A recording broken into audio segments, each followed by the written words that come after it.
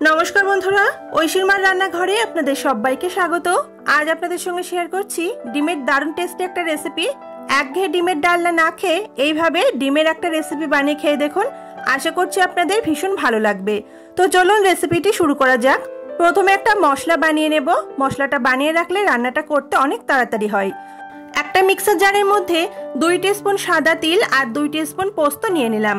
এই তিলটা কিন্তু যে কোনো বড় মুদিখানার দোকানে আপনারা পেয়ে যাবেন।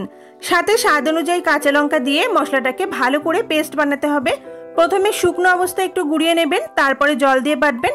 তাহলে দেখবেন পোস্ত খুব সহজেই মিক্সিতে ভালোভাবে বাটা হয়ে যায়। দেখুন মশলাটা আমি ভালো করে বেটে নিয়েছি। এবার এই মশলাটাকে একটা বাটির মধ্যে আমি নিয়ে নিচ্ছি। আপনারা চাইলে এই মশলাটাকে কিন্তু শিলপাটাতেও বেটে নিতে পারেন। এবার এই মশলার মধ্যে সামান্য একটু জল দিয়ে দিলাম মিক্সার জারটা ধুয়ে, যাতে মিক্সার জারে লেগে থাকা এক্সট্রা মশলাটা নষ্ট না হয়। এবারে মশলাটাকে ভালো করে একটু নাড়াচাড়া করে মিশিয়ে দিলাম জলের সাথে।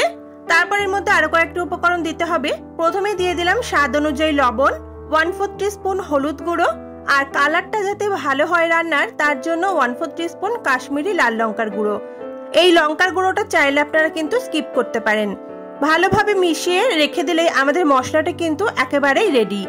এরপর আমরা চলে যাব রান্নাটা করতে সরাসরি গ্যাস ওভেনে। প্রথমে একটা কড়াই ভালো করে গরম করে 1 টেবিল স্পুন সর্ষের তেল দিলাম। এখানে নিয়েছি আমি 3টে সিদ্ধ ডিম। ডিমটাকে এরকম মাঝখান থেকে কেটে 2 টুকরো করে রেখেছি। এবারে তেলটা ভালো করে গরম হয়ে গেলে এর মধ্যে দিচ্ছি সামান্য একটু লবণ আর অল্প পরিমাণে একটু হলুদ গুঁড়ো। তেলের সাথে ভালো করে লবণ আর হলুদটাকে একটু নাড়াচাড়া করে মিশিয়ে দিতে হবে। তারপর যে অর্ধেক করে কেটে রাখা ডিমগুলো ছিল সেগুলোকে ভাজবো। ডিমগুলোকে যেটা কাটার দিক সেটা কড়াইয়ের দিকে দেবেন, আর এইভাবে উল্টে যদি ডিমগুলো ভাজেন তাহলে কুসুমগুলো বেরিয়ে যাওয়ার সম্ভাবনাটা কম থাকে। সমস্ত ডিম দেওয়া হয়ে গেলে ডিমগুলোকে হালকা করে একটু এপিটোপিট করে ভেজে নিতে হবে। খুব বেশি লাল করে ভাজার দরকার নেই, হালকা করে ব্রাউন কালার আসা পর্যন্ত নাড়াচাড়া করে একটু ভেজে নিচ্ছি। বন্ধুরা, আজকের রেসিপিটা যদি আপনাদের ভালো লাগে তাহলে অবশ্যই ভিডিওর নিচে থাকা লাইক বাটনে প্রেস করতে কিন্তু ভুলবেন না। এখানে দেখতেই পাচ্ছেন ডিমগুলো হালকা করে ভাজা হয়ে গেছে। এবার ডিমগুলোকে আমি তুলে নিলাম। এরপর ওই তেলের মধ্যেই ফোড়নে দিয়ে দিচ্ছি 1 মুঠো মতো পেঁয়াজ কুচি। পেঁয়াজটাকে হালকা করে একটু ভেজে নিতে হবে।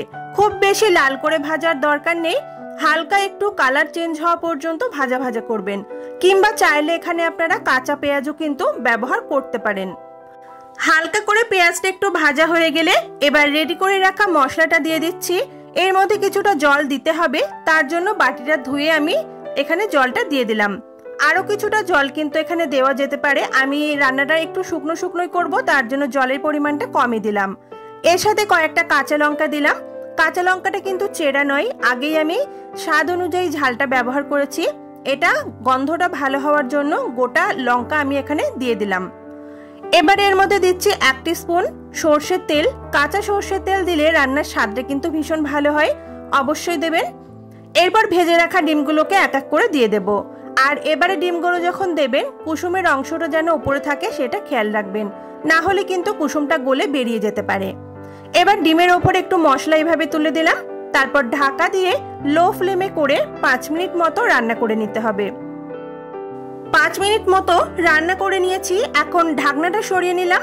আর মশলাগুলো দেখুন নিচে একেবারে জমে গেছে, তো তার জন্য একটু এইভাবে ডিমের সাথে মশলাগুলোকে মিশিয়ে দিচ্ছি। আমাদের এই ডিমের রেসিপিটি একেবারেই রেডি। এবার আমি ঢাকা দিয়ে 10 মিনিট মতো স্ট্যান্ডিং টাইমে দেব। তারপর গরম গরম ভাত অথবা রুটির সাথে খেয়ে দেখুন আজকের এই রেসিপিটি কেমন লাগলো। অবশ্যই কিন্তু কমেন্ট করে জানাতে ভুলবেন না। আর আপনি যদি আমার চ্যানেলের নতুন দর্শক বন্ধু হয়ে থাকেন তাহলে অবশ্যই অনুরোধ রইল আমার চ্যানেলটিকে সাবস্ক্রাইব করে পাশে থাকা বেল আইকনটা প্রেস করে রাখবেন। রেসিপিটি ভালো লাগলে ভিডিওতে একটা লাইক করবেন। আবার দেখা হচ্ছে পরের দিন আপনাদের সঙ্গে নতুন কোনো রেসিপিতে। ততক্ষণের জন্য সবাই খুব ভালো থাকবেন, সুস্থ থাকবেন, সাবধানে থাকবেন। আজকের মতো টাটা।